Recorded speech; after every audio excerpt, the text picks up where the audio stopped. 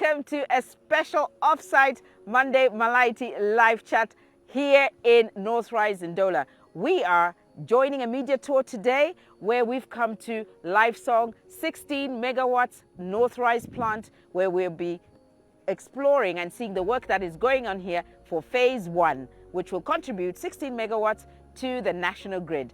Join us as we start the media tour and see the work that's going on here right in Ndola. We are here at the Northrise Solar site, phase 1. Then we have our Lifesong Trade Academy that is going to be built here where this laydown area is. And then phase 2 will be a 17 megawatt on the north end of the property. And then God willing, we'd like to move into a larger project, phase 3, 100 megawatt, which is next door. Underneath the substation, that is the 1 megawatt that we've singled out to power Northrise University, and that will also power our Trade Academy when our Trade Academy starts. We'll soon be building a line that will connect there. All will be due to the support that ZESCO is rendering to this project for evacuation. As you know, building a power plant without an evacuation path will just result into stranded power. So ZESCO is giving us a lot of support, and we will soon accomplish the 100 megawatts that Dennis was showing there. This is a private sector driven initiative. All they need from us as government is facilitation. When they need a certificate, we give them. When they need an approval, we give them. Now, our objective is to ensure that these plans roll out and not that the processes and procedures are followed. Now, from ZESCO is a strategic direction supported by government and the IDC and our Minister of Energy. We need, therefore, to have a deliberate policy of strengthening our transmission systems as well as substations where these plants will be feeding into the grid. We will have so much solar going in this country. And this will take ZESCO, RIA, private sector, private individual, all of us working together until we achieve that which we have set ourselves to achieve.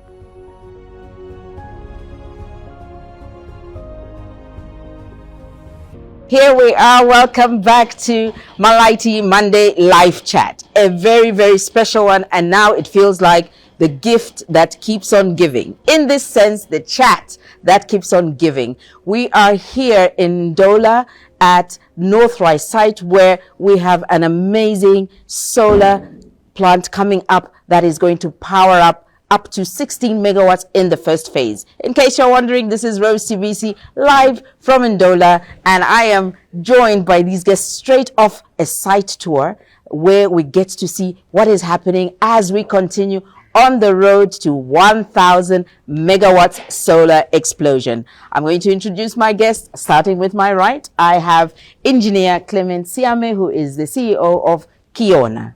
How are you doing today? Good afternoon, Rose. How are you? I'm very well, thank you. Very happy, as you can see. You once more. Good. And then my immediate right, I have Dek Foray. Is it Foray? Foray. Yeah. And he is the EPC contractor that is responsible for this magic that is happening right here in Ndola in Northrise, right? Yeah. Yeah? The smile is well deserved. Thank you. To my left, the man himself, Lifesong, who are the private partners for this project. I have Dennis Delik. How are you doing? I'm doing well. Nice to see you, Rose. Good to see you too. And then my extreme left, she had to be here because she was recently talking about this. Our Director, Corporate Support Services, Ms. Chaman Savika. Hello, Rose. Thank you for having me here. Proof is in the pudding, right? Yeah.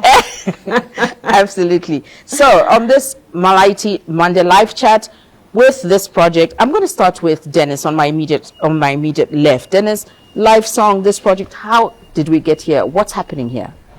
Well, first of all, thanks for having us here today with you.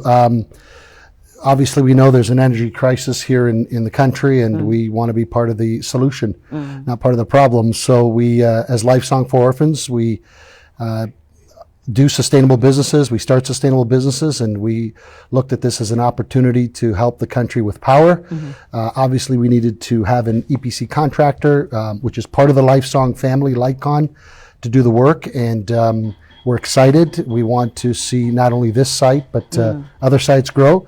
And it is part of our Sustainable Business Initiative, where all of the proceeds that LifeSong makes stays in the country. Okay. And we build schools and medical clinics for orphan and vulnerable children, and also staff, Zambian staff. So it's a great small economic model of hopefully we can continue to replicate. Oh, so LifeSong is in Zambia. How long have you been in Zambia for?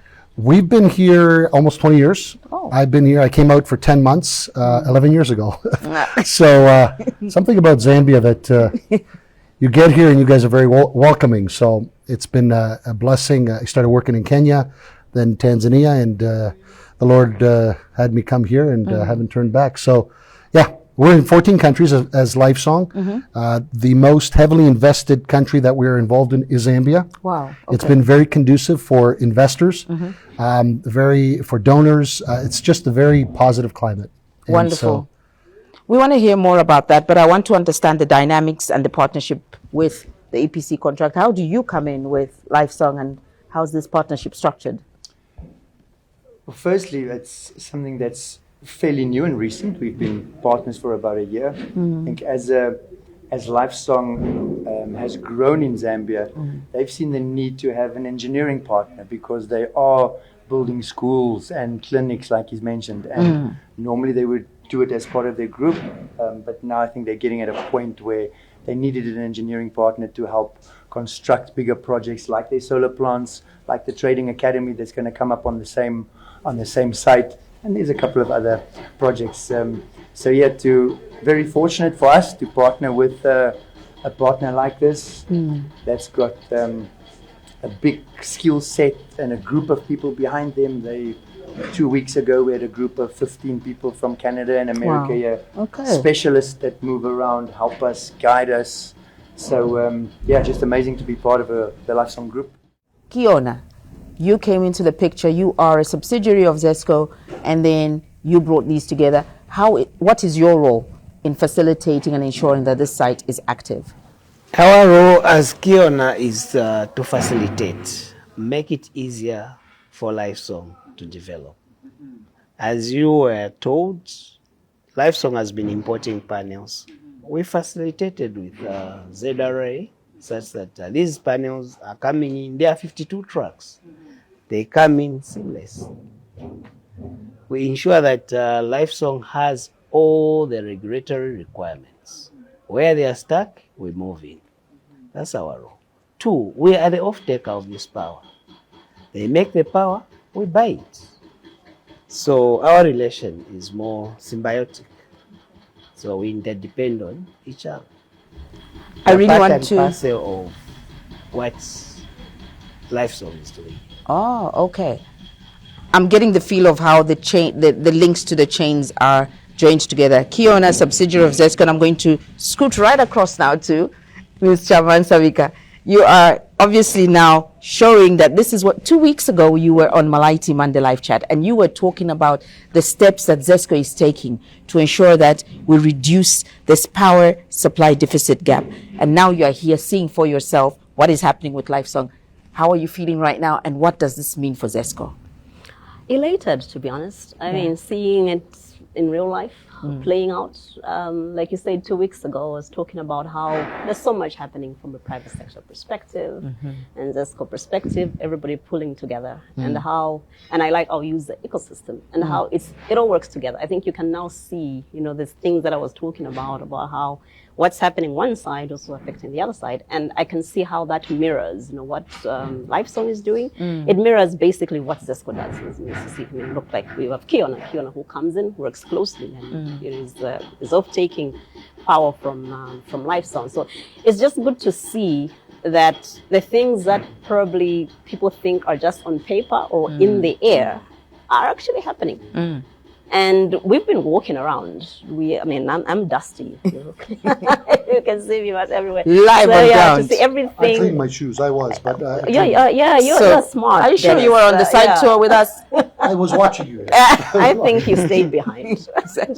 Yeah, so it's really just good to see how everything is falling into place. And sometimes it looks like nothing is happening or that it's too little. Yeah. But everything is building up. I mean, LifeSong is talking about 3 phases right here. And we are seeing all of them coming in. You know, it will be December, it will be, it will be March, it will be just like that. And we're building up to this bigger picture that we're all looking forward to. As Director of Corporate Support Services, I know you are directly driving the customer touch points in terms of our residential customers and how our power supply is going. Sometimes we do get these questions on, is solar really going to give us the answers in terms of us reducing on the power supply deficit? Why has ZESCO taken that strategic direction to bring on more solar projects in terms of supplying power to our customers?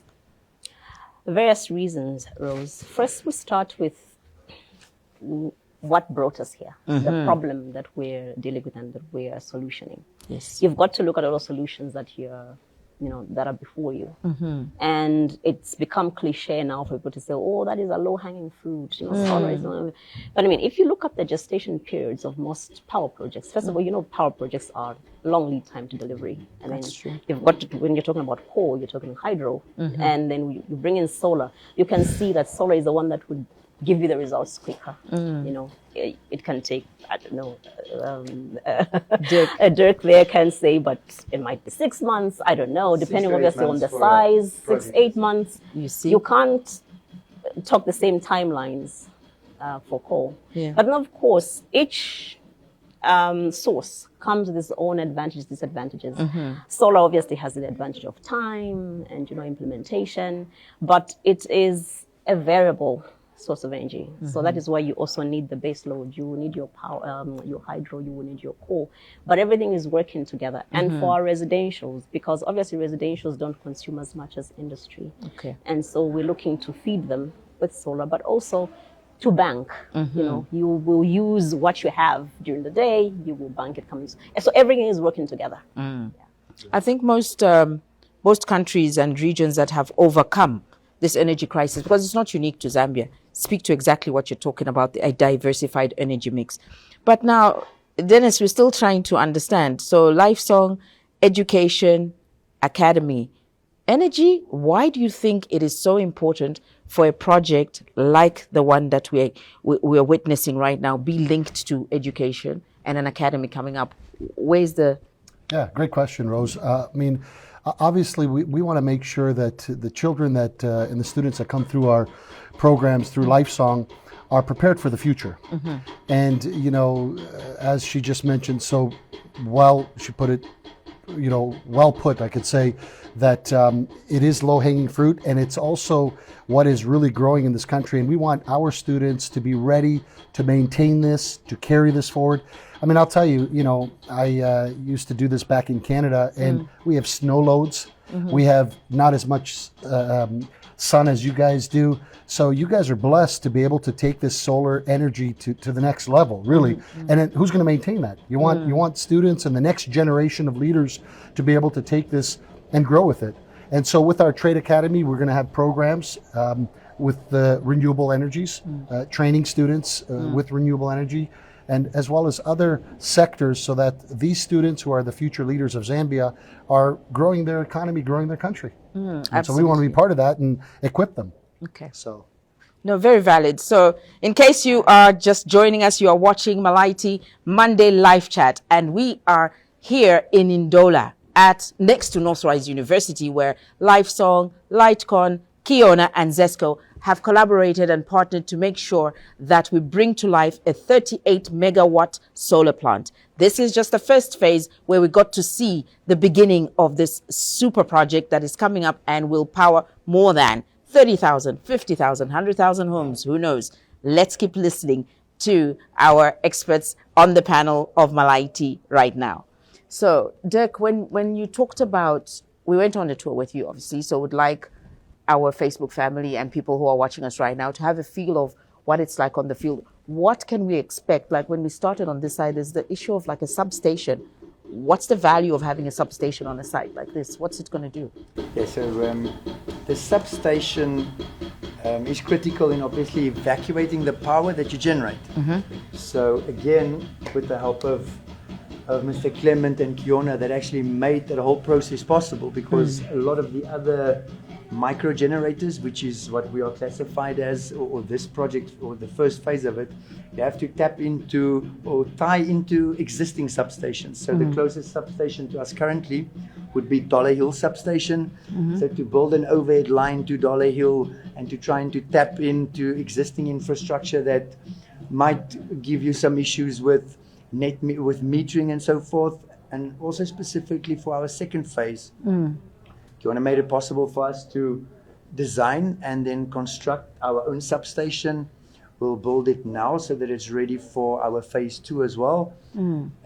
Building of a substation is obviously a very technical and intricate job, so it's not something that we can actually do alone. Close networking between ZESCO and Kiona with regards to grid impact assessments, how metering will be done, how comms will be done between the ZESCO National Information Center and what our plant puts out. So very exciting and happy that we can build and have our own substation. Okay, just to have a picture of use, how big is this land here? And how many panels are going to go into the first phase alone? So if we're talking first phase, then we are talking 16 megawatt of power generated. That is on about 15 hectares. Okay. And to do that, we use 31,000 solar panels. So that's 710 watt panels. So not your standard roof mount household panel, much bigger panel. That's about 2.4 by 1.4 meters. So you can't just pick it up by yourself. You need people to assist you. But so I can just take 2 and put on my house. These are for commercial use. Yeah, that's more for bigger grid type plants. Yeah. Oh, wonderful. So it's well thought out in terms of quality and durability. And how long is it expected to last then? 25 years is what we have signed the power purchase agreement for. So we want to make it last 25 years, and we will. So we've done put in a great effort to use quality products wherever we go. So there's Canadian solar panels. We've designed our own ground mount structure, which is very well designed. It's galvanized structure, and then most of our other equipment will be SunGrow. Our inverters and our energy centers. SunGrow also one of the top brands in the world, and what makes our alliance with them is they've got a very good Zambian footprint and also a very big South African footprint. So the after-sale service is there. They're going to come and assist us in commissioning and then interlinking the substation with our energy centers and then into the grid. Okay. And the size of the property, total size you asked, is for the first and second phase and the Trade Academy, about 65 hectares of land. Wow. And then this is interesting. We heard something when we were on the tour. At least we've had the benefit of being on the tour, so I'm going to bring this up. You talked about how the wall was constructed. How did you get this wall done around the boundaries? Yeah, so wherever, great question, because I think this is the heartbeat of LifeSong and LightCon as well, where we use local skilled labor here. So we built 4 kilometers of wall fence around this site, and that was done by local skilled individuals here, and they did it, like I shared with you earlier, they did an amazing job. We were hesitant, you know, I mean, everybody's looking for a job, and you want to give everybody the opportunity, but this is a serious project and you want to make sure it's done right. And we were very pleasantly surprised. And so they came back to us and said, we're ready to do some more work. And we said, well, we're ready to give you more work. So yeah, so they did it over 100. We had over 100 community individuals building this wall fence. Okay. Before I get back to Engineer Siame, I want to understand more about power purchase agreements and how you're doing with the partners that are coming on. But I want to scoot quickly to Madam Chairman Savika. What Dennis is talking about, before I forget, is job creation. And obviously very important, because when we talk about ZESCO powering the nation, the face that we always see is just that ZESCO must just provide us with power. But listening to a story like this, there's a lot of jobs and community engagement going on. How deliberate is ZESCO about community engagement? Is that a criteria that we look at when we partner with private sector players such as LifeSong? Well, I mean, I'll use again the word, I mean, you hear obviously of of chains, whether in supply or in other sort of ventures and the ecosystem. So there's obviously a lot of factors or parameters that go into choosing your partner. There's technical issues, which I don't want to get into, and I think Engineer Siame will talk to that. But we're also looking at, and if you look at, there's obviously a lot of projects that we're doing, and one of the key things that is coming up in these partnerships or in these transactions is partnership. Partnership with the communities, partnership with, Dennis talked about getting local labor. If I may just reference Chesamba 100 megawatts, which were recently commissioned by the president. All of the labor, I think it was, at the end, it was coming to 1,300 strong, if I'm not mistaken. That was all local labor. The impact of that is quite huge. It is quite huge because you are bringing to life a local economy that didn't exist prior. But beyond that, you're equipping locals with skills they didn't have before, which skills they can export, they can leave their communities and go. But also, you open them up for commercial opportunities that they may not have seen before they acquired those skills. And you will see that even at the time that the project is going on, you will see that really the economy just does improve. I mean, there's more people to buy, they've got more disposable income, and they can go out, have their own businesses or sell. And so that is very important. And we continually, from the beginning, before we start the process, as ZESCO, from a ZESCO perspective, engaging with communities, when we're the clearing, they had to clear the site. You don't go and import labor from saying, we work with local traditional leadership and just make sure that as much as possible, we do use the community local linkages to support. Brilliant. And definitely we can see that job creation, expansion of networks, infrastructure, ZESCO is at the forefront of all of that. Engineer Siame, from the PPAs, private power purchase agreements, obviously you are looking at different partners that then come together, and then Kiona facilitates that to ensure that this is done.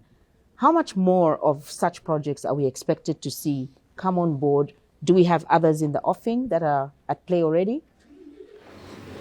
Thank you very much, Rose. PPA, like you have right put it, Kiona is an integrator and a trader. So we buy power and sell power. So LifeSong is one of them that has advanced tremendously. There are a few others that are trailing behind. 5 of them may be able to accomplish and give us power. The total power we expect to buy will be in the range of 100, 110 megawatts that we could get between end of the year and early next year. So, yes, there are a few out of the 22. That's just for signing the PPA. Okay. This is part of the, sorry to cut you, but I just want to, was it earlier this year that ZESCO signed with at least, was it 22, between Yes, 22 and 22. 29? 22. Yes. And LifeSong is LifeSong one of those is one that of them. Yes. has already come to life. So Yes, like I was telling, when we last came here, there were just trees. this is We had amazing. trees and one grader, one excavator. Yeah, that's It was myself, Chairman. Mr. Kanyata was with us, and the bulldozer operator, and the 3 of us. That's how we started. Which I heard the excavator eventually broke down, so we don't want, we don't want to include that excavator then. And it was breaking down So even that time. And you mentioned something about the substation. You go. The reason why we brought the substation here was that LifeSong had the capacity to build more than they could integrate. Then the possible chosen evacuation line was passing through a belt environment. So meaning line acquisition of the line route was practically impossible to get, because most of this area around there, they are houses. So we couldn't pass a line, yes. Hence, and also because they had the capacity to build more than they had initially contracted, which was about 15. That's how we took them to 40. And hence, we had to build a substation, and a line, so that we can provide them the provision to evacuate the power. So more capacity, and we feed the line. As you've been told, so many houses in Lola will have access to power. Definitely having access to power. And this chat, it's not even a conversation, it's a chat, because that's what Malaiti Monday Live does. Have this chat that is showing you what is happening in the ZESCO space, in the energy space, with the different players. Much as we'd like to keep going on with this chat, we do have to get to a close, and you have to keep watching to keep up with the news. But before I do that, I just want some last encouraging remarks from the panel that is with me today, starting from my extreme left, ZESCO themselves. What would you like to say now that you have actually delivered on what your promise was a few weeks ago, saying, just watch this space, we are working behind the scenes? Yeah, we're working. So that's one side that we've ticked. I must say, I'm sad that we're coming to the end of the chat, the conversation so soon. I think there's still quite a lot to unpack, but I mean, time doesn't wait for no one. We've got to move. So yes, it's good to see that we're taking off. You know, we've got our map, we've got our tracker, and we're taking off the sites, and we are adding, you know, the sites we're going to see. This one is now moving here. So we just want to say, look, the train is moving, and sometimes you might think it's idling, or, you know, it's not going anywhere, but really it is moving. And it's just gratifying to see how everybody is really just pulling in the same direction. You know, LiveSong, LightCon, Kiona, there's so many other, you know, players pulling in, because we see the mountain ahead of us, and we know that we can get over that mountain. And like I said, I will repeat the words I used 2 weeks ago, Rose, when I spoke with you. I said, this thing will be behind us sooner than we think. Absolutely. I think this is the darkness. They say there's always darkest before Dawn. light. Yeah, and I think this is the darkness we're going through, and we are getting, that darkness is slowly dissipating. We will soon emerge into the light. I'm just happy to be here with LiveSong, LightCon, Kiona, and to see the partnerships budding and bring results to life. Thank you so much. Dennis?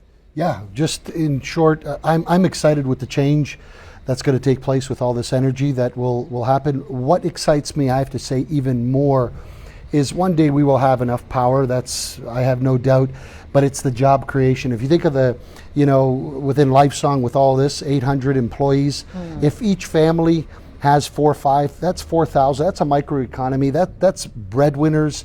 That is creating revenue and jobs and stability, familial stability. That's what excites me. And I say, let's keep going. So, and by the way, you create this chat. Huh? You've got this contagious thing about you.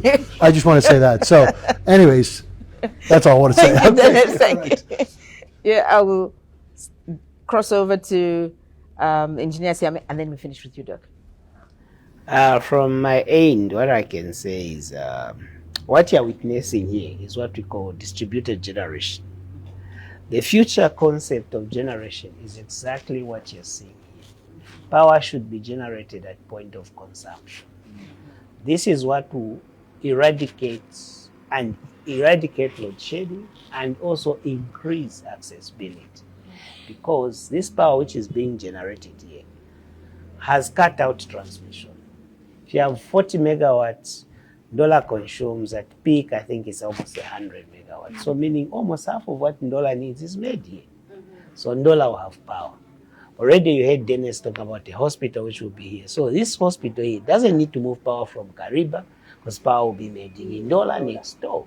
So this concept and this model is the future of generation in Africa, as opposed to focusing wholly on centralized kind of generation, big generation plant centralized. We go DC, which is distribution, and is the future for Africa. Wonderful. We love to hear it. And you close it up nicely for us, Dirk. What have you got to say? The man with the feet and hands on deck. Yeah, so being in the energy generation space and finding out more and more what's happening in the country, I must say the undertaking by government, ZESCO, Kiona, to solve this crisis, it's not easy. It's a massive task, and I don't think the public always knows what it takes to actually get this done. Various initiatives that's being proposed, the net metering, the grid-tied connections, the open grid system for even wheeling to private off-takers, as LightCon and through LifeSong, we sampling all of those different measures to see what works and where we can assist. And yeah, we'll solve it, definitely. Yeah. Country's energy crisis is something of the past. You heard it for yourself only on Malaiti Monday Live Chat. This chat has been so inspirational, so exciting, and the real taste of what is on ground. Keep pacing with us. Remember, Malaiti Monday Live Chat is your space created by Zesco to keep you up to date with what's happening around the country as we look for solutions to end this power supply crisis. We are so happy to be coming to you live from Ndola Northrise and continue to watch this space closely. Until the next time, this has been Rose CBC. Bye-bye for now.